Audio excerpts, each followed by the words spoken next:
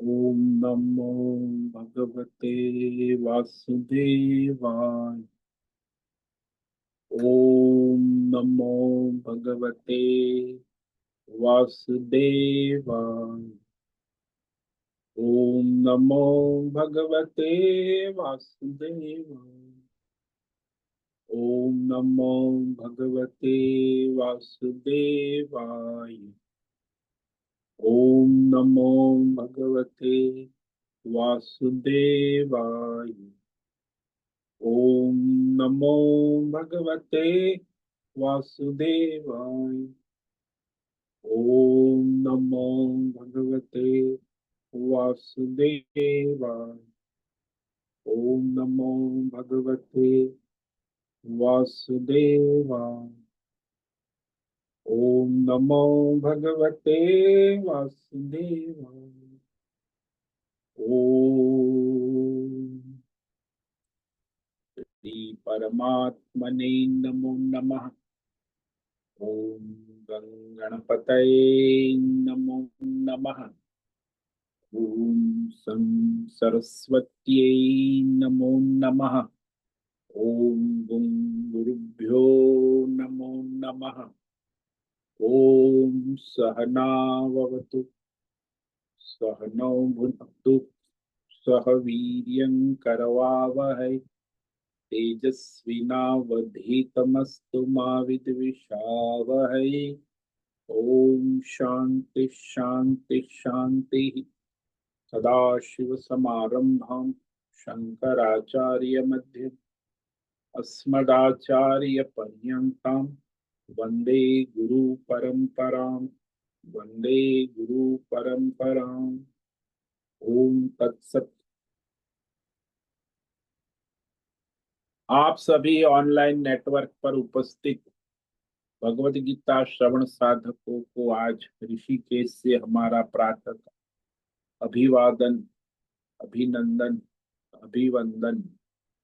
हरि ही ओम, हरि ही ओम, हरि ही ओम। हम सबको आज का यह दिव्य दिन तन मन धन जन देश काल विषय वस्तु परिस्थिति अवस्थाएं व्यष्टि समष्टि आध्यात्मिक भौतिक दैविक क्षेत्र सभी को अपने अपने वर्तमान जन्म और पूर्व जन्म में किए हुए सात्विक राजसी तामसी संचित पाप पुण्य धर्म अधर्म मिश्र सकाम निष्काम कर्मों के पके हुए फल स्वरूप वर्तमान में आज सभी को अपने अपने प्रारब्ध अनुसार परमेश्वरी अचिंत्य योग माया के माध्यम से प्रसाद स्वरूप में प्राप्त हुआ है। अतः आज का यह दिव्य दिन परमार्थ हेतु निष्काम सेवा यज्ञ देव यज्ञ ऋषि यज्ञ पितृ यज्ञ मानवता यज्ञ भूत प्राणी यज्ञ सात्विक दान शारीरिक वाचिक मानसिक तप निष्काम कर्म योग ध्यान योग भक्ति योग ज्ञान योग साधनाएं स्वाध्याय वेद शास्त्रों का अध्ययन अध्यापन उपासना आराधना के लिए समर्पित करे और करवावे। अत्यंत दुर्लभ मनुष्य जीवन को परमार्थ हेतु सार्थक करे और करवावे। आज विक्रम संवत 2082 भाद्रपद मास कृष्ण पक्ष षष्ठी तिथि सुबह 8:22 तक है। उसके बाद सप्तमी तिथि लग जाती है। ये कल सुबह 5:03 तक सप्तमी है। उसके बाद अष्टमी तिथि लग जाती। आज कृतिका नक्षत्र है सुबह 10:10 तक। उसके बाद रोहिणी नक्षत्र लग जाता है। आज शनिवार है। शनि देव हनुमान जी की आराधना उपासना का दिन है और शरद ऋतु चल रही है। यहाँ रात्रि का न्यूनतम तापमान सुबह का 4 बजे का 20 डिग्री रहा और दिन का दोपहर का 2 बजे का अधिकतम तापमान 34 डिग्री रहा है। वायु की गति पर 10 किलोमीटर प्रति घंटा चल रही है। ईस्वी सन 2025 13 सितंबर 13 सितंबर 2025 सुबह के 6:45 बज चुके हैं। कलयुग का प्रथम चरण 5126वां वर्ष 7वां वैवस्वत मनवंतर श्वेत वराह कल्प ब्रह्मा जी का 26वां दिन और 51वां वर्ष अभी चल रहा है। तो ऐसे अनंत कोटि ब्रह्मांडीय परमेश्वरीय अचिंत्य योग माया में हमारा यह एक ब्रह्मांड, इसमें ये पृथ्वी लोक में जम्बू द्वीप के ऊपर, समुद्र के ऊपर जम्बू द्वीप में विश्व का एकमात्र वैदिक राष्ट्र भारत में उत्तर हिमालय प्रांत में उत्तराखंड राज्य में टिहरी जिले में हिमालयन शिवालिक पर्वतमाला के अंतर्गत मणिकुट पर्वत के ऊपर नीलकंठ महादेव के सामने ऋषिकेश नगरी में मुनि की रेती प्रांत में शीशम जाड़ी अवधूत बाड़ा आश्रम के सी ब्लॉक के पहले माले से 5 नंबर कमरे से गंगा किनारे से हम स्वामी उत्तमानंद सरस्वती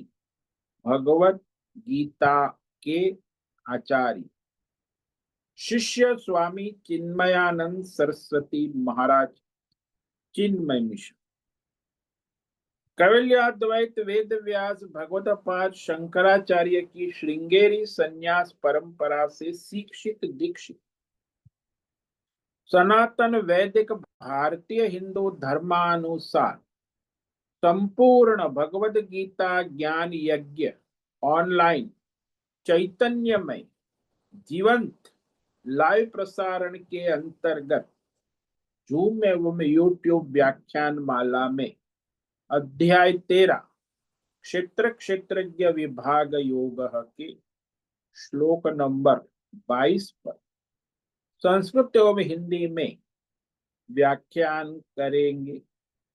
दिव्य पवित्र सरल व्यावहारिक सटीक पूर्ण वर्ण अक्षर पद वाक्य पंक्ति श्लोक अध्यायों की संगति संधि अन्वय शब्दार्थ वाक्यार्थ भावार्थ रहस्यार्थ के यथार्थ तात्पर्य सहित वैदिक शास्त्र वेद व्यास साहित्य शांकर भाष्य एवं परंपरागत सन्यासी आचार्यों की टीका टिप्पणी सहित आज का यह भगवद गीता व्याख्यान करेंगे।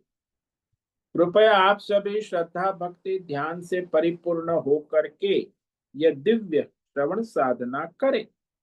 इसमें से कुछ ग्रहण करें, कुछ धारण करें, कुछ अपने जीवन में चरितार्थ करें और उसमें निरंतरता लाए। अपनी अपनी आध्यात्मिक भौतिक दैवी अशांति द्वंद्व मोह विक्षेपों से रहित होकर के अधार्मिक अशास्त्रीय परंपरागत भ्रम भ्रांतियों से रहित होकर के अपने अपने शरीर इंद्रिय प्राण मन वचन कर्म और बुद्धि से एक रूप एकाग्र होकर के शुद्ध सात्विक सूक्ष्म भगवत विवेक बुद्धि करे। वेद शास्त्र एवं आचार्य परंपरा अनुसार विवेक करे और करवावे। पुनः पुनः इस व्याख्यान का श्रवण करे, मनन करे, चिंतन करे, लेखन करे, चर्चा विचारणा करे, प्रचार प्रसार करे, लिंक भेजे, ग्रुप में शेयर करे, अपना और सबका परम कल्याण करे और करवावे। ओम तत्सत। ओम ओम ओम। तो श्रीमद् भगवद गीता अध्याय 13 के श्लोक नंबर 22 पर हम विवेक विचार कर रहे हैं, जिसमें भगवान ने परमात्मा तत्व की व्याख्या की 5 विशेषणों के द्वारा। और इसी विशेषण को आप समझे कि ये जो है सारे परमात्मा के ही स्वरूप है। उपद्रष्टानुमंता च भर्ता भोक्ता महेश्वरः परमात्मेति चाप्युक्तो देहेऽस्मिन् पुरुषः परः। अस्मिन् देहे पुरुषः, ये जो वर्तमान में सारे देह है, चींटी से लेके ब्रह्मा विष्णु महेश, स्थूल शरीर सूक्ष्म शरीर कारण शरीर, संपूर्ण देह में उपस्थित यह क्षेत्रज्ञ जो है पुरुष यानी क्षेत्रज्ञ जीवात्मा, वास्तव में परअपि वास्तव में परमात्मा का ही स्वरूप है। वो कैसे? तो कहा वह साक्षी चैतन्य होने से उपद्रष्टा कहा जाता है,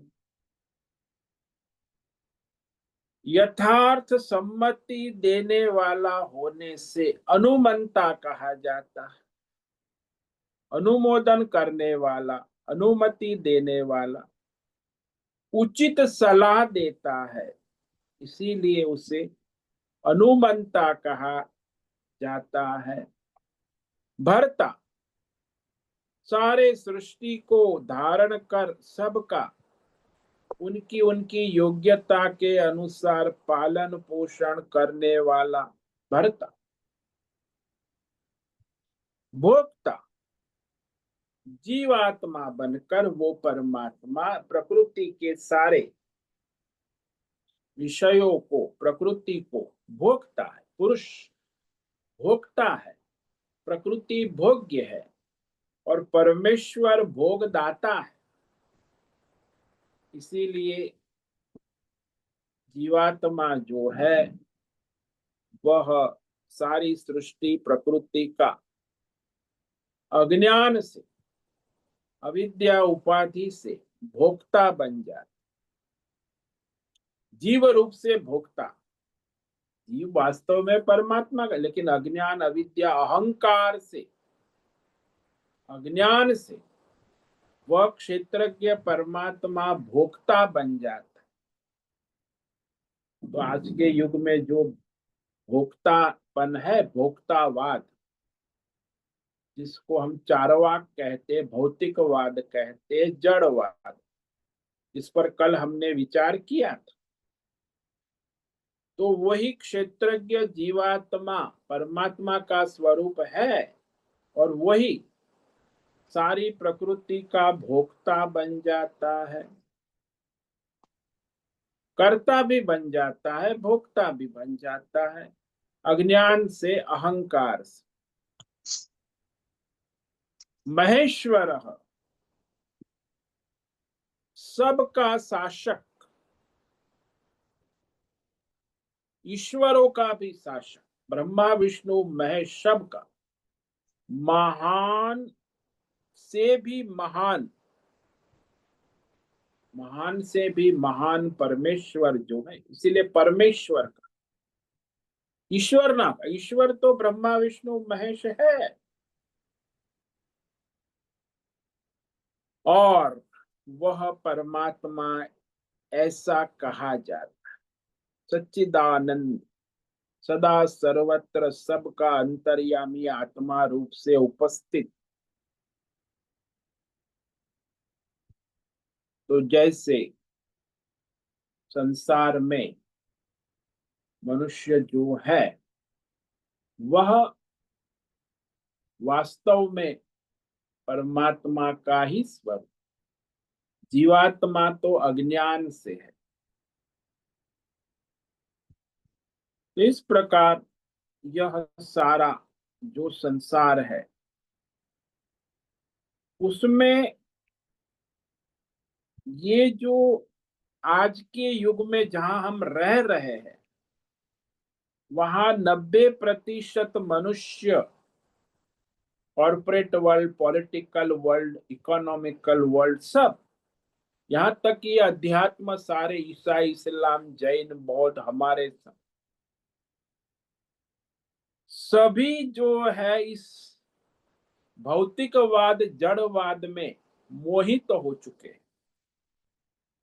पूर्णतः मोहित। इसीलिए यह जो प्राचीन जड़वाद था, भौतिकवाद था, चार्वाकवाद, वही वर्तमान में हमारे सामने ये वैज्ञानिकवाद आ गया। वैज्ञानिक प्रमाण चाहिए, मीडिया को वैज्ञानिक प्रमाण चाहिए, नेताओं को वैज्ञानिक प्रमाण चाहिए। शास्त्र प्रमाण को हम नहीं मानते, वैज्ञानिक प्रमाण, आचार्य परंपरा, वो भी हमारे लिए प्रमाण। हमें तो लेबोरेटरी में जो R&D करके वैज्ञानिक प्रमाण देता है, वो वैज्ञानिक प्रमाण। तो हमारे देश में भी ऐसा तो था नहीं। ये अंग्रेजों के आने के बाद ये वैज्ञानिक प्रमाण का प्रभाव बढ़ गया और 200 साल उन्होंने राज किया और पूरा पाश्चात्य वैज्ञानिक युग को इस देश में फैला दिया। एजुकेशन सिस्टम भी उसी पाश्चात्य। तो भारतीय भी सारे जो है वही चारवाक भोगी बन गए, यानी जड़वादी, भौतिकवादी, यंत्र युग जिसको कहते, भोगवाद जिसको। तो भारतीय भी यही मानते हैं कि बस जीवन का लक्ष्य ये भोगवाद है, उपभोक्तावाद।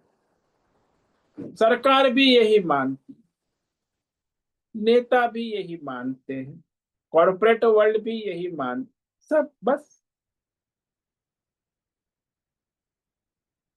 तो यहाँ वो कहते हैं कि वैसे तो कोई परमात्मा परमात्मा नाम की चीज है नहीं।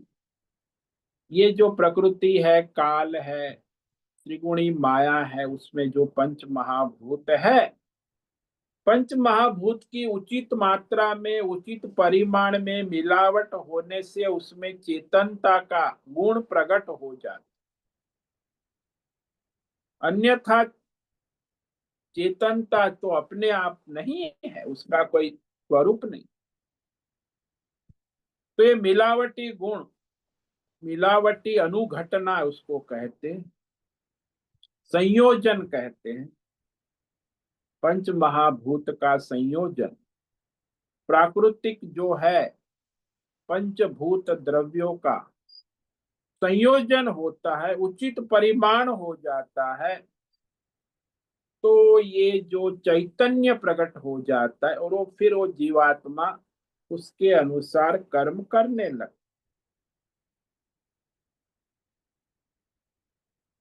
तो इस तरह यहाँ कहने के बाद अब हम जो दूसरा विचार है, ये भी आजकल बड़ा फेमस है, तर्कवाद, लॉजिक।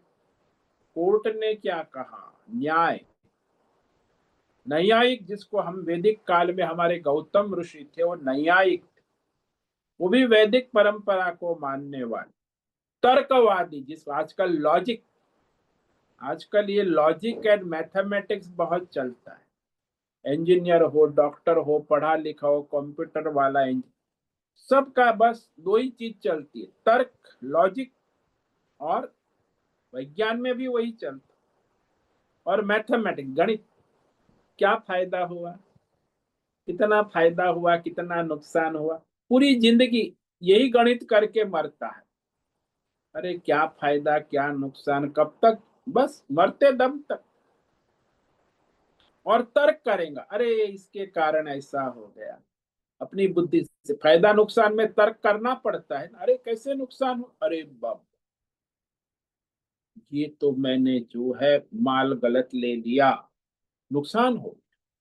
तर्क करेगा, लॉजिक, अगली बात। तो ये बस ये गणित, मैथमेटिक्स एंड लॉजिक, तर्क का जमाना जो है, इसमें जो गणित करने वाले ये चारवाक, भोग विलास का फायदा, फायदा नुकसान क्या, अधिक से अधिक भोग विलास, यही फायदा। उसमें कोई धर्म, यज्ञ, दान, परोपकार, तप कुछ नहीं।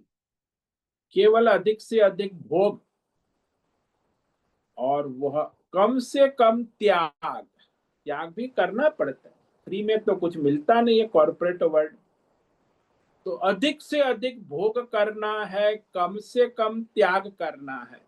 और ये गणित और ये तर्क चलता रहता।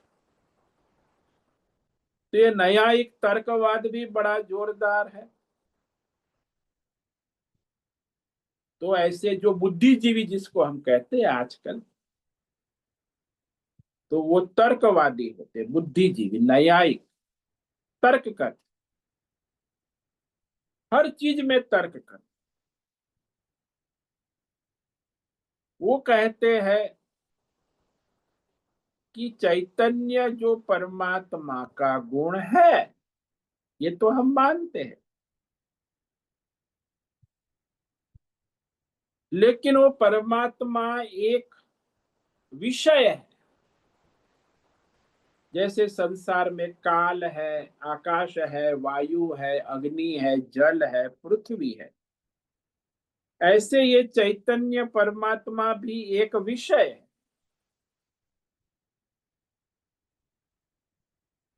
तो ये जो है, जैसे शरीर है, क्षेत्र है, 24 तत्व है, पंच महाभूत है, उसके संबंध से,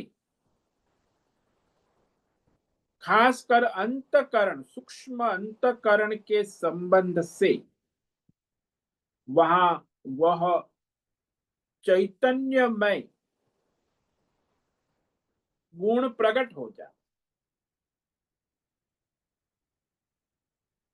खासकर सूक्ष्म वहां ये चारवाक तो भौतिक विषय को ही यहाँ तो सूक्ष्म पंच महाभूत और सूक्ष्म शरीर, तो ये लोग सूक्ष्म शरीर को मान, बुद्धि को, अंतकरण। तो अंतकरण में जो है, खासकर अंतकरण के संघात के संबंध से, जो सूक्ष्म अंतकरण का संबंध है, आपस में मिलता है, तो अंतकरण से ही वह, जैसे अंतकरण में दूसरे विषय वृत्ति उत्पन्न होती है, ऐसे ही ये चैतन्यमय गुण की वृत्ति प्रकट हो जाती। अंतकरण का गुण है, अंतकरण की वृत्ति है। जैसे दूसरी वृत्तियां है, सात्विक, राजसी, तामसी, ऐसे ये चैतन्य परमात्मा भी गुण, वृत्ति प्रकट हो जाती। वैसे वास्तव में उस परमात्मा क्षेत्रज्ञ भी चैतन्यमय नहीं है। और ये जो हमारा क्षेत्र है, 24 तत्व, स्थूल, सूक्ष्म शरीर, अंतकरण, वो भी चैतन्यमय नहीं, अंतकरण भी जड़ है। और ये परमात्मा जिसको कहते क्षेत्रज्ञ आत्मा, वो भी चैतन्यमय नहीं, परंतु चैतन्य क्षेत्रज्ञ आत्मा का जब ये अंतकरण के साथ संयोग हो जाता है, मिलावट हो जाती है, तब ये चैतन्यमय गुण प्रकट हो जाता है। जैसे वो दृष्टांत ले लो कि वैसे तो कोई प्राणी चैतन्यमय नहीं होता है, लेकिन जब स्त्री पुरुष का संग होता है, तो स्त्री को गर्भ रहता है, और उसमें गर्भ जो है, वो स्त्री पुरुष संग से चैतन्यमय हो जाता है। वैसे गर्भ में कोई चैतन्य नहीं, स्त्री पुरुष का संग होता है, इसीलिए चैतन्यमय हो जाता जीवात्मा। वैसे ही चैतन्य में कोई चैतन्य, लेकिन चैतन्य एक विषय है, वृत्ति है, और अंतकरण जो है, ये दोनों की मिलावट उचित मात्रा में हो जाती है, तो ये चैतन्य प्रकट हो जाता है। यानी ये क्षेत्रज्ञ जीवात्मा और ये अंतकरण के संयोग से उत्पन्न होने वाला ये चैतन्यमय गुण है। इसलिए इनके मत में वास्तविक जीवात्मा में जो कर्तृत्व और भोक्तृत्व का स्वीकार किया जाए, कहते कि जीवात्मा करता है, भोगता है, लेकिन वो जीवात्मा का अंतकरण से संग होता है तब। बिना अंतकरण के चित्त के संग के वह कुछ नहीं कर सकता। तो यह जीवात्मा और अंतकरण का संग होने से उसमें चैतन्य प्रकट हो जाता है और उसमें चैतन्य के कारण कर्तृत्व भोक्तृत्व आ जाता है। ये लोग भी वैदिक सनातन धर्म को मान्य आस्तिक होने से मानते हैं कि संसार के सारे भोग संचित कर्म फलों के द्वारा प्राप्त होते हैं।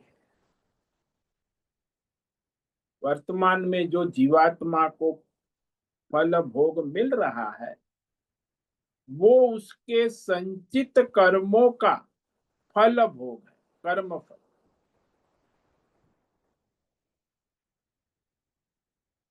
तो संचित कर्म फल कब होवे? अरे भाई, संचित कर्म कब होवे? जब उसने पूर्व जन्म में या वर्तमान जन्म में पूर्व में कर्म किए हैं अहंकार से अंतकरण से प्रेरित होकर, तो वर्तमान जन्म में पूर्व जन्म में जो संचित कर्म किए हैं अहंकार से अंतकरण वृत्ति से किया जाए, इसी प्रकार वह जो है उसमें वह कर्मों का और उसके फलों का संयोग हो जाता, क्योंकि अन्यथा कर्म फल नहीं हो सकता। संचित कर्म हो तभी वर्तमान में प्रारब्ध कर्म फल भोग होता है, अन्यथा कैसे होगा? तो ये मानते हैं प्रारब्ध कर्म फल को उत्पन्न करने वाला उसका जो संचित कर्म है वो करता रहता है और ये जीवात्मा वर्तमान में प्रारब्ध कर्म फल भोग का भोक्ता बन जाता है। प्रारब्ध कर्म फलों के द्वारा ही जीवात्मा में कर्तृत्व भोक्तृत्व का धारण भरण पोषण होता है, क्योंकि वह वर्तमान में चल रहा है वही उसके अंदर जीवात्मा के अंदर कर्तृत्व और भोक्तृत्व का भरण पोषण कर कि आज तो मैंने ये किया वो किया, ये मैंने भोगा, तो किया और भोगा कर्तृत्व भोक्तृत्व का भरण पोषण ये वर्तमान में प्रारब्ध कर्म फलों के द्वारा ही उत्पन्न हो। इसीलिए जीवात्मा भरता है यानी भोक्ता कर्म फलों को उत्पन्न करने वाला संचित कर्मों से प्रारब्ध में कर्म फलों को उत्पन्न करने वाला। तो पहले संचित कर्म करके वर्तमान में प्रारब्ध कर्म फल को उत्पन्न कर भोगने वाला, तो कर्ता भी हो गया भोक्ता भी हो। पहले संचित कर्म का करता है फिर प्रारब्ध में जो भोगता है कर्म फलों को। तो इस तरह वह जीवात्मा जो है बार बार यह अपने अंतःकरण और अपने जीवात्मा का संयोग कर संसार में अनेक प्रकार के संचित कर्म से वर्तमान में प्रारब्ध कर्म फलों को भोगता रहे।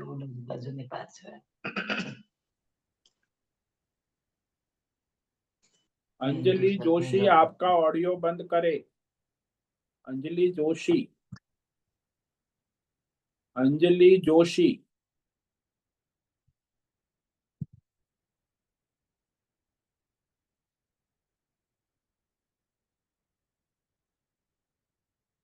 तो बात ऐसी है कि ये कर्तृत्व भोक्तृत्व का भरण पोषण होता है प्रारब्ध के अनुसार,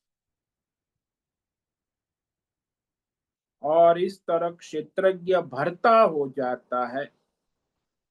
संचित कर्म से प्रारब्ध कर्म को उत्पन्न करने वाला हो, संचित कर्म करके प्रारब्ध कर्म फल को उत्पन्न करता है, और प्रारब्ध कर्म फल को फिर वह जीवात्मा अपने अंतःकरण के द्वारा संयोग कर भोगता है।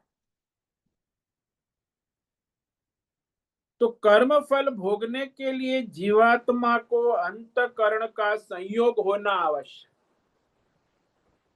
इसीलिए सुषुप्ति अवस्था में जीवात्मा कर्ता भोक्ता नहीं बनता, स्वप्न अवस्था में बनता है क्योंकि अंतःकरण है, और जागृत अवस्था में भी जीवात्मा कर्ता, क्योंकि अंतःकरण के संयोग से ही जीवात्मा कर्ता भोक्ता बन जाता है। तो उसके अंदर कर्तृत्व अभिमान है, इसीलिए वह पुनः पुनः कर्म करता है। तो संचित बनता है, पुनः पुनः फल भोगता है। फिर जैसे दृष्टांत ले लो कि आप गए कहीं सहारनपुर, तो वहां कहा कि अरे वहां सहारनपुर में वो जो एक चाय वाला है, बहुत बढ़िया चाय का मसाला अदरक और टेस्टी चाय बना। अब आपने वो चाय पी, बढ़िया लगी, तो फिर आप सहारनपुर से निकल गए। वहां रास्ते में फिर वापस आ रहे थे, अरे अरे अरे सहारनपुर में वो ढाबे वाले की चाय बढ़िया, चलो रोको रोको कर। तो फिर वापस, पहले तो कुछ अज्ञा पता ही नहीं था, पर पहले कर्म किया, अच्छी लगी, संचित बन गया, फिर वही अगेन फिर वापस रिटर्न आते समय भी, अरे वो सहारनपुर वाले वो ढाबे की चाय, हाँ हाँ रोको रोको। तो इस तरह वह जो है पुनः पुनः पुनः संचित कर्म से प्रारब्ध कर्म फल का भोग करता रहता है, उसके संस्कार दृढ़ होते हैं। तो बस यही है, संचित कर्म से प्रारब्ध कर्म और प्रारब्ध कर्म से संचित कर्म बनते रहे, और कर्म फल को भोगने के लिए उसको अंतःकरण चाहिए। तो अंतःकरण के द्वारा जीवात्मा अपने कर्मों का कर्ता अहंकार से बनता है, और अंतःकरण के द्वारा अहंकार से भोक्ता बनता है। जीवात्मा के अंदर ये चलता रहे। तो इस तरह से ये लोग ये जीवात्मा को मानते हैं कि वो अंतःकरण का संयोग करके कर्ता भोक्ता बन जाता है। तो ये तर्कवादी, इसलिए आजकल भी लोग मानते हैं, अरे उसके बुद्धि के संयोग से वो देखो इतना बड़ा साम्राज्य खड़ा कर दिया, कर्ता, और इतने बड़े साम्राज्य का भोक्ता बन गया, कोई नेता बन गया, कोई कॉर्पोरेट वर्ल्ड वाला बन गया। ये लोग मोटिवेट कहते रहते तर्क बुद्धि से, अरे देखो देखो देखो, अपने अंतःकरण से ये जीवात्मा बुद्धि से, अपने विचार से उसने कितना बड़ा साम्राज्य खड़ा कर, ये तर्कवाद है।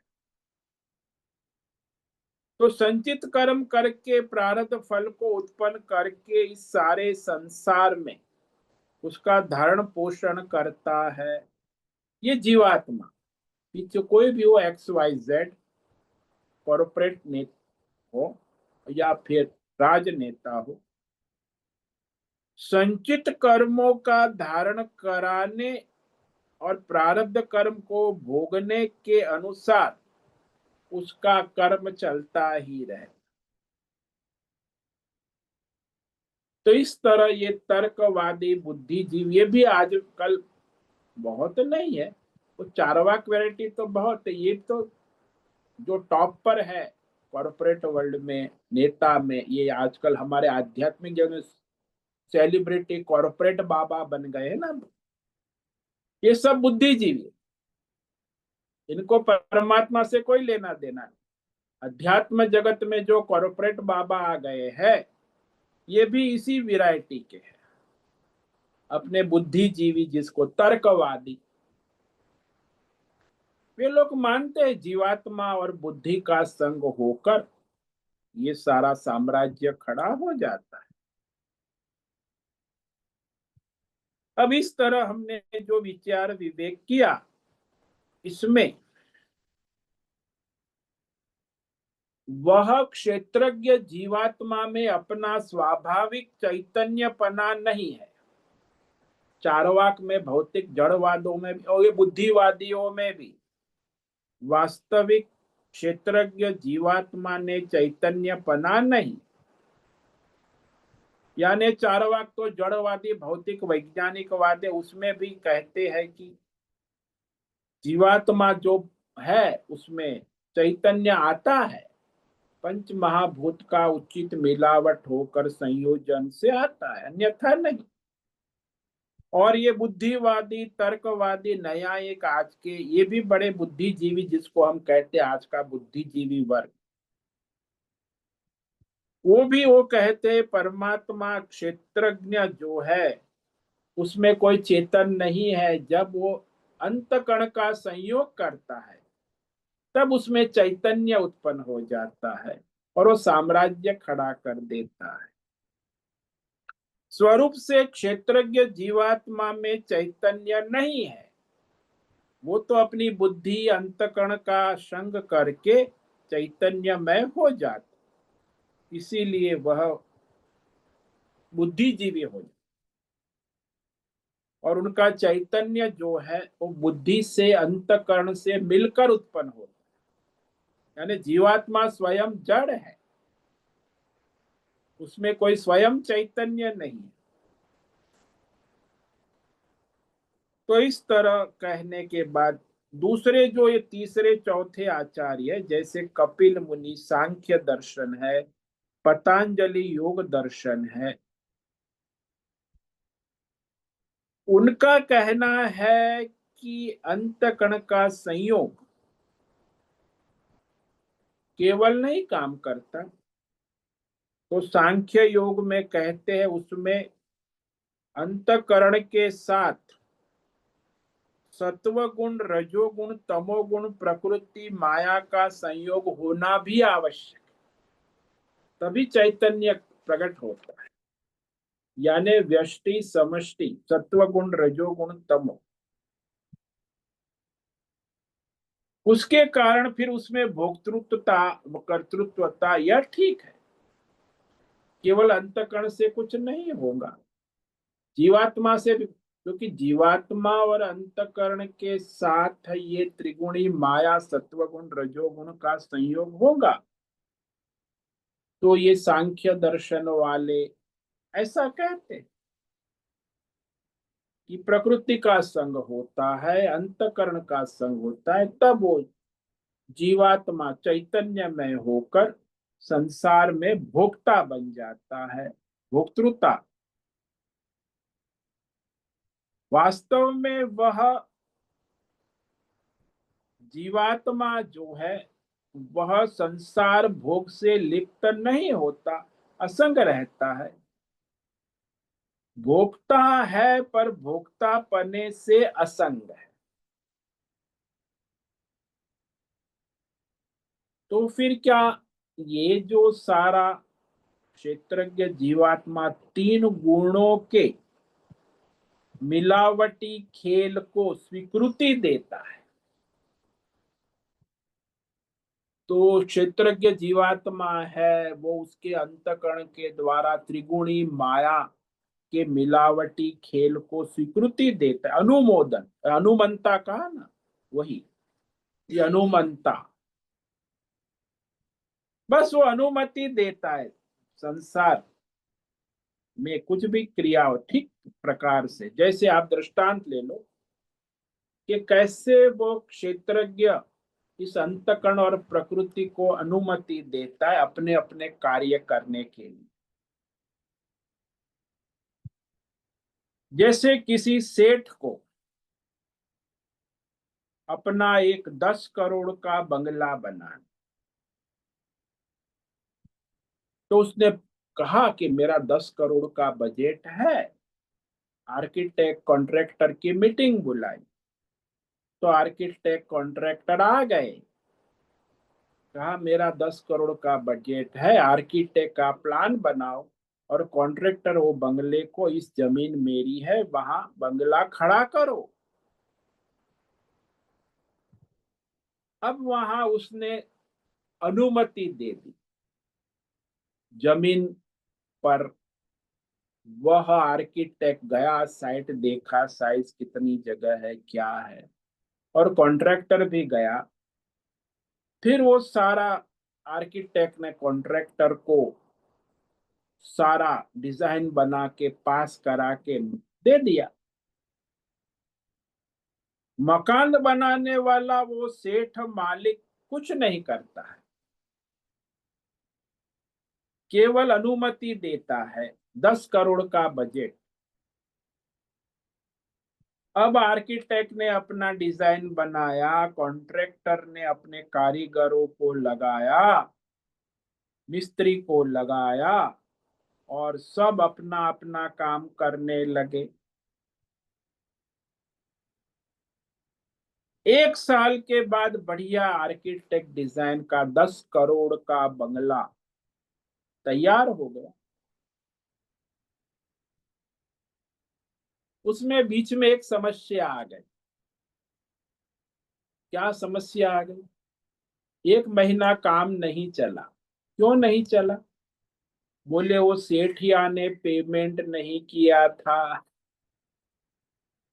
अनुमति तो दे दी लेकिन पेमेंट नहीं आया था, तो काम रुक गया। फिर पेमेंट दे दिया उसने, तो 1 महीने के बाद फिर काम शुरू। और 1 साल में बंगला पूरा हो, पेमेंट कर दिया तो पूरा बंगला तैयार हो।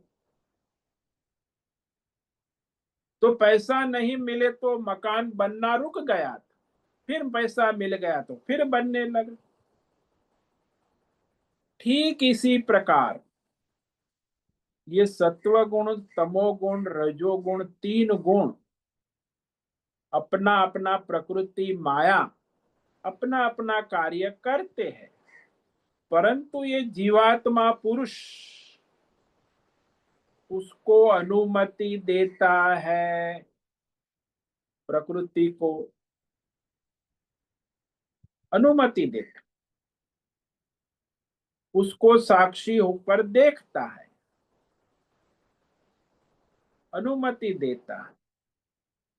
इसीलिए उसे अनुमंता कहते। तो प्रकृति अपने आप कुछ कार्य नहीं करती। जब एक क्षेत्रज्ञ जीवात्मा उसे अनुमति देता है, वो संकल्प करता है, उस अनुसार प्रकृति कार्य करने लगती। इसीलिए जीवात्मा अनुमंता है। करने वाली तो प्रकृति है, 3 गुण है, परंतु करते किसके लिए है?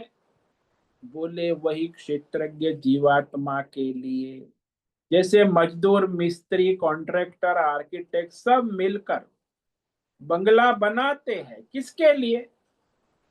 वो मालिक के लिए। मालिक उनको पैसा देता है और अनुमति देता है।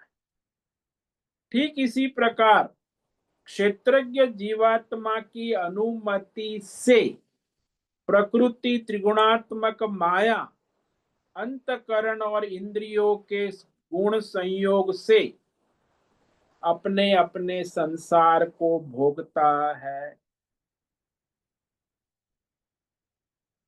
वह क्षेत्रज्ञ जीवात्मा अनुमंता है, ऐसा सांख्य दर्शन के अनुयायी मानते। सांख्य दर्शन जो हमारे यहाँ सांख्य योग, कपिल मुनि, ज्ञान योग भी कहा जाता है, तो वह प्रकृति त्रिगुणी माया का रहस्य प्रकट करते हैं। और ये योग दर्शन वाले भी यही मानते। तो इनके अनुयायी आज भी है, का स्वीकार करते। उनके अनुसार परमात्मा यानी क्षेत्रज्ञ जीवात्मा ये त्रिगुणी माया, प्रकृति और अंतकरण को अनुमति देता, क्योंकि संसार त्रिगुणी माया प्रकृति है, उसका अंतकरण जो है वो भी त्रिगुणी। तो इस प्रकृति को अनुमति देता है, तो प्रकृति उस अनुसार कार्य करने लगती।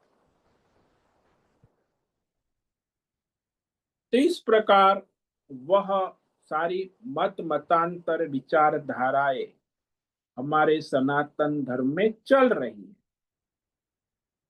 अब जो एक हमारी विचारधारा है, जो हम शंकराचार्य परंपरा, अद्वैत केवल वेदांत, तो शंकराचार्य परंपरा में कहना है, उस पर तो हम कल ही विचार करेंगे। तो आज हमने जो है दूसरी सारी विचारधाराएं है, जो वैशेषिक है, न्याय है, सांख्य दर्शन है, और ये पतंजलि, आजकल पतंजलि बाबा तो एक इंटरनेशनल बाबा, उनका भी बड़ा बोलबाला है। ये सब उनके अनुयायी इस प्रकार स्वीकार करते कि जीवात्मा संकल्प करता है, जीवात्मा की सत्ता में प्रकृति और अंतकरण काम करने लगता है और संसार चलता है। यहाँ क्षेत्रज्ञ जीवात्मा जो है वो केवल अनुमति देता है, बाकी अंतकरण और प्रकृति त्रिगुणात्मक माया सारा कार्य करती रहती है। जैसे कंपनी में देख लो ना, डायरेक्टर है, वो अनुमति देता है, तो सारे कर्मचारी फैक्ट्री में अपना अपना काम करने लगते हैं। तो ऐसे ही क्षेत्रज्ञ अनुमंता है, अनुमति देने वाला है, सलाह देने वाला है, अनुमोदन करने वाला। ये सब विचारधारा के अनुसार यहाँ भगवान ने शब्दों का प्रयोग किया है। अब जो ये हमारी विचारधारा है, जो शंकराचार्य परम, वो साक्षी चैतन्य की विचारधारा है, उपद्रष्टा। तो उस उपद्रष्टा रूप में क्षेत्रज्ञ जीवात्मा का स्वरूप समझने का विचार हम कल करेंगे। तो आज हमने जो विचार किया, इसमें ये एक तो नैयायिक लॉजिक तर्क वाले, तो वो कहते हैं कि ये क्षेत्र का संघात के साथ क्षेत्रज्ञ एक विषय है, और जब उसका संबंध हो जाता है आपस में, तो उसमें चैतन्यमय गुण प्रकट हो जाता। जैसे स्त्री पुरुष का संबंध होता है, तो उसमें चैतन्यमय बालक का जन्म हो जाता। तो प्रकृति पुरुष का संग होना आवश्यक, अन्यथा वो चैतन्य अलग कोई स्वतंत्र नहीं है, जड़ है। पुरुष जड़ है, प्रकृति भी जड़ है, लेकिन उसका संयोग होगा तो उसमें चैतन्य उत्पन्न होगा। ये नैयायिक लॉजिक तर्क आज के लोग कहते हैं, बुद्धिजीवी जिसको। दूसरे सांख्य दर्शन वाले कहते हैं कि वो जो प्रकृति है, त्रिगुणात्मक माया और अंतकरण, वह कुछ नहीं करते जब तक उसे क्षेत्रज्ञ जीवात्मा अनुमति नहीं दे। अनुमति देने के बाद वो प्रकृति और अंतकरण अपना अपना कार्य करने लगती है। जैसे सेठ जी ने कॉन्ट्रैक्टर आर्किटेक्ट को 10 करोड़ का बजट दिया, अनुमति दी, तो आर्किटेक्ट और कॉन्ट्रैक्टर और मिस्त्री और कारीगरों ने 10 करोड़ का बंगला खड़ा कर दिया। नहीं तो वो करेंगे नहीं काम। तो ये सारी प्रकृति और अंतकरण, ये सारा जो क्षेत्र है और त्रिगुणात्मक प्रकृति है संसार, वह उस जीवात्मा के अनुमति से अपना अपना कार्य करने लगते हैं। और इस तरह यह संसार चलता रहे। तो ये सारी जो विचारधारा हमारे सनातन धर्म में वैदिक परंपरा से चली आ रही है, जिसको हम कहते सांख्य दर्शन, योग दर्शन, फिर न्याय दर्शन, तर्क बुद्धिजीवी, ये सब ऋषि मुनि है। गौतम ऋषि तर्कवादी बुद्धि, कपिल मुनि सांख्य दर्शन के आचार्य, पतंजलि योग दर्शन के आचार्य, वो जैमिनी है कर्म कांड, ये सब पंच महाभूत से ही सब उत्पन्न होता है। चैतन्य पंच महाभूत के मिलावट से उत्पन्न हो जाए। तो इसकी विचारधारा कर्मकांडी, और फिर कणाद मुनि जो है वो अणु परमाणु गणित और ज्योतिष शास्त्र के अनुसार सब सृष्टि चलती है। ये सारे हमारे आस्तिक नास्तिक दर्शन है। हमारे तो दर्शन है, और ये लोग भी जो ईसाई वाले, इस्लाम वाले, वो भी यही मानते हैं कि वह जो जीवात्मा है वो इस शरीर को धारण करता है, और फिर वह अपनी प्रकृति के अनुसार व्यवहार करता है। ईश्वर उसे अनुमति देता है। तो ये लोग अल्लाह की अनुमति से सब करते हैं। इस्लाम वाले, जैन वाले गॉड मैसेज, गॉड का आदेश, तो उसके अनुसार करते हैं। जैन में भी वो अणु जीवात्मा जो है वो प्रकृति का संग करके अपना संसार का कर्ता भोक्ता बनता है। यानी जीवात्मा जो है वो वास्तव में जड़ है, एक विषय है। जब वो प्रकृति का संग करता है तभी उसमें चैतन्य आता है। ये सब विचार, अब ये जो विचारधारा है ये तो चलती ही रहेगी। और अब हम जो विचारधारा पर विचार करेंगे कल, वो है कि चैतन्य जीवात्मा स्वतंत्र है, उसे प्रकृति के संग की आवश्यकता नहीं है, या अंतकरण के संग की आवश्यकता नहीं है। जीवात्मा स्वयं चैतन्य स्वरूप है, परमात्मा स्वरूप है। तो इसका विवेक विचार कल करेंगे। ओम नमो नारायणाय, ओम नमो नारायणाय, ओम नमो नारायणाय, ओम नमो नारायणाय, ओम नमो नारायणाय। कायेन वाचा मनसेन्द्रियैर्वा बुद्ध्यात्मना वा प्रकृते स्वभावात् करोमि यद्यत् सकलं परस्मै नारायणायेति समर्पयामि। ओम सर्वे भवन्तु सुखिनः, सर्वे सन्तु निरामयाः, सर्वे भद्राणि पश्यन्तु, मा कश्चित् दुःखमाप्नुयात्। अस्तु मा सद्गमय, तमसो मा ज्योतिर्गमय, मृत्योर्मा मृतंगमय। ओम पूर्णमद पूर्णमिदं पूर्णात् पूर्णमुदच्यते, पूर्णस्य पूर्णमादाय पूर्णमेवावशिष्यते। ओम शांति शांति शांति। शंकरं शंकराचार्यं केशवं बादरायणं सूत्र भाष्य कृतौ वंदे भगवन्तौ पुनः पुनः। ईश्वरो गुरुरात्मेति मूर्ति भेद विभागिन् व्योमवद्व्याप्तदेहाय दक्षिणामूर्तये नमो नमः। ओम गुं गुरुभ्यो नमो नमः। ओम तत्सत् ब्रह्मार्पणमस्तु। ओम ओम ओम।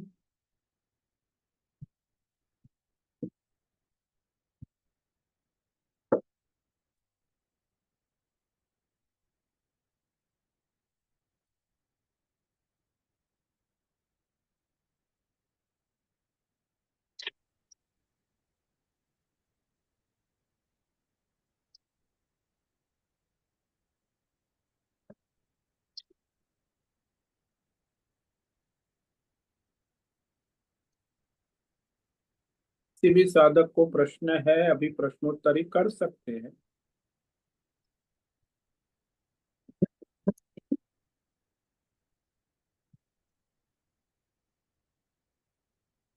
जो उबर आएगा ना उबर। आशा कोटक अपना ऑडियो बंद करे।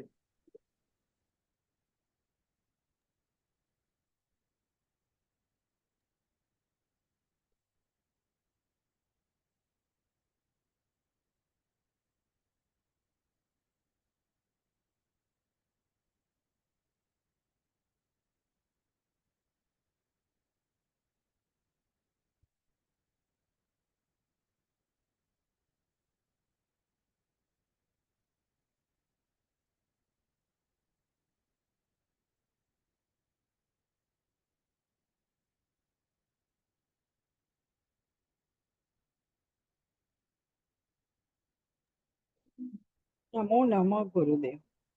हाँ बोलो नैना पुरुष।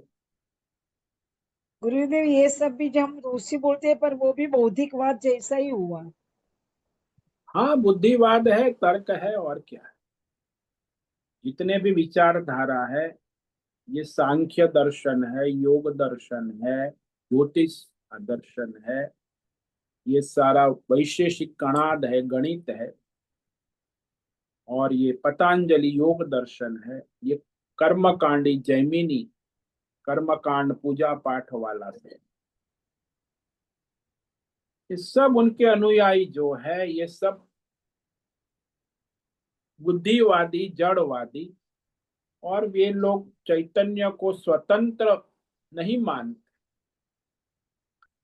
जीवात्मा का चैतन्य तभी आता है जब वो अंतकण और प्रकृति का संग करे। तो जीवात्मा जड़ है, उसमें कोई चैतन्य नहीं। ये सारे यही मानते, सभी हमारे सनातन धर्म में भी, और ये इस्लाम ईसाई जैन बौद्ध ये सारे बुद्धिजीवी है। कपिल देव का को तो भागवत में भी उल्लेख है ना। तो कपिल मुनि ये सांख्य दर्शन त्रिगुणात्मक वो कहते त्रिगुणी माया के संग माया। से चैतन्य उत्पन्न होता है, अन्यथा चैतन्य नहीं। जब वो चैतन्य जीवात्मा में कब आता है, तो वो कपिल मुनि सांख्य दर्शन वाले हैं। उनका ये है कि ये अंतकरण और अंतकरण में जो सत्व गुण रजोगुण तमोगुण का संयोग होता है, तो उसमें जीवात्मा में कर्तृत्व भोक्तृत्व आ जाता है।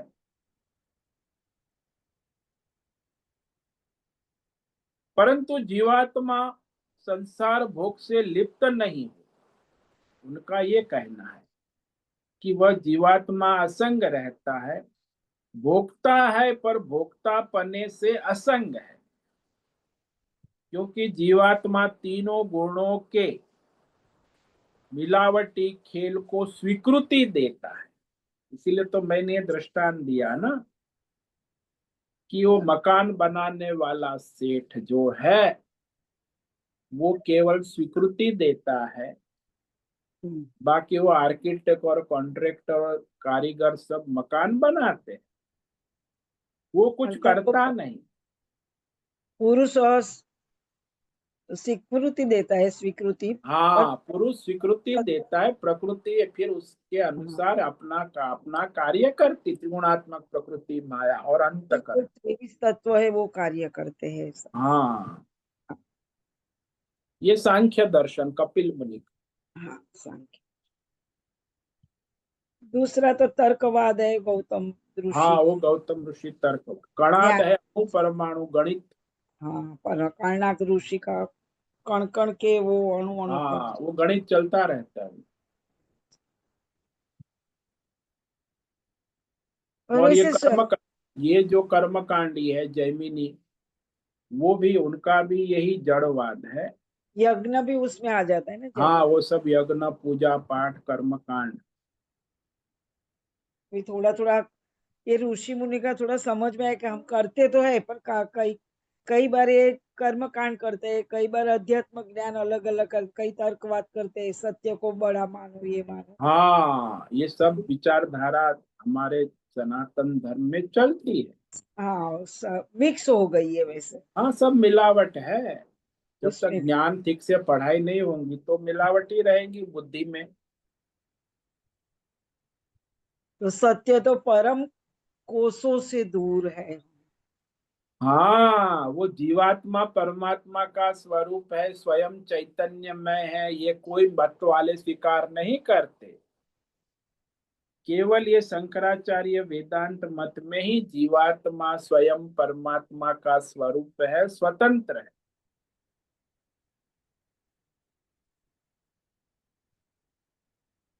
उसका स्वीकार करना ही बहुत मुश्किल काम है कि रोज हाँ, स्वीकार भी घर नहीं। हमारी रोज की प्रवृत्ति में आ जाता है। सुबह उठो, भगवान का ये करो, वो करो, वो सब कर्म कांड वहीं से चालू। ये कर्म कांड और ये सारा जो कह देते हैं ना हम्म। कि अंतकरण और प्रकृति के संग से जीवात्मा चैतन्यमय होता है, ऐसा आप लोगों की सोच है। तो ये सब मिलावट है ना। तो अलग अलग विचारधाराएं है, ये तो खाली आपको थोड़ी बताए, बाकी तो हजारों विचारधाराएं चलती है। और हम परमात्मा को अलग मानते हैं, आत्मा और परमात्मा दो। हाँ, मूल बात ये है कि जीवात्मा को परमात्मा को अलग मानते हैं, यही अज्ञान है। एक ही विचारधारा है जो जीवात्मा को परमात्मा का स्वरूप मानती है, वो अद्वैत वेदांत विचारधारा शंकराचार्य। बाकी कोई विचारधारा जीवात्मा को परमात्मा का स्वरूप नहीं मानती। चाहे इस्लाम हो, ईसाई हो, जैन हो, बौद्ध हो, या हमारे ये सारे सांख्य कपिल योग आचार्य पतंजलि मुनि सब।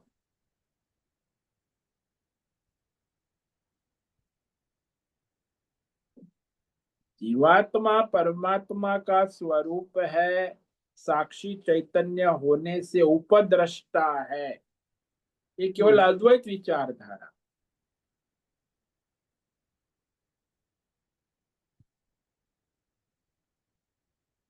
क्योंकि साक्षी को उपद्रष्टा को ही परमात्मा का स्वरूप वास्तविक स्वरूप है, वो जानता है।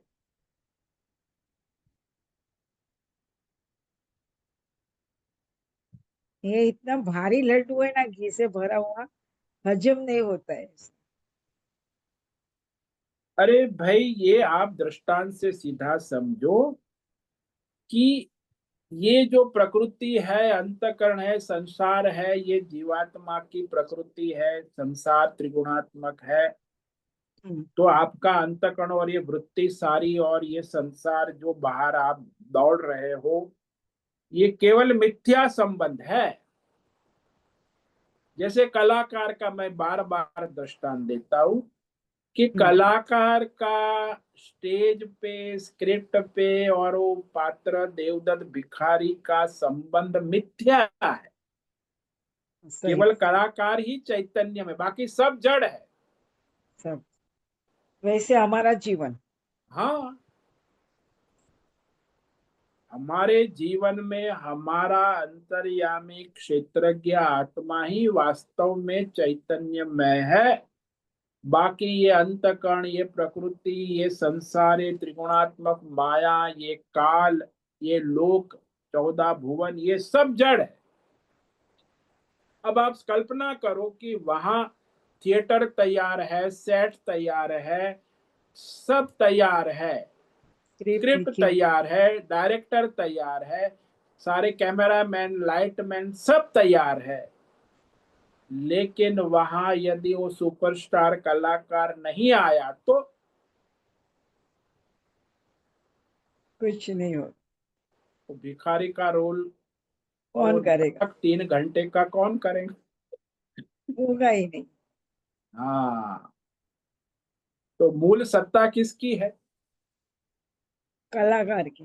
हाँ, ऐसे ये जीवात्मा की मूल सत्ता में ये अंतकरण और ये प्रकृति और इस व्यष्टि समष्टि देश काल विषय माया का खेल, और वो भी मिथ्या है, केवल आभास मात्र है। वास्तव में तो कलाकार ही है। कलाकार का पात्र के साथ मिथ्या संबंध है, वास्तविक संबंध नहीं, काल्पनिक संबंध।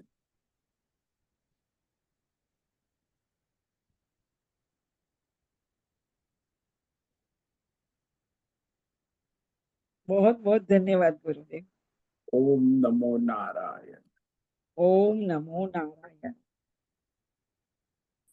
आज उपस्थित है प्रकाशानंद ओसा, होस्ट है लीलावती बड़ेकर, नैना पुरोहित, राय बहादुर कपूर, अजय रत्न पारखी, अनुराधा जेठे, आशा कोटक, भद्रेश पड़िया, PR मोहन, हेमा कोटक, लीलावती बड़ेकर, मीरा उचिल, निकिता पटेल, पंकज भट्ट, पृथ्वीराज मालव, राजेश मोहलकर, रेशा रथ, संजीवनी श्रीरंग रानडे, शालिनी, सुचिता पाटिल, सुदर्शन दुबे, सुनील ठाकुर, तुषार चौधरी, उर्वशी पटेल, उषा मेनन, विशाल बेड़ेकर और अंजलि जोशी।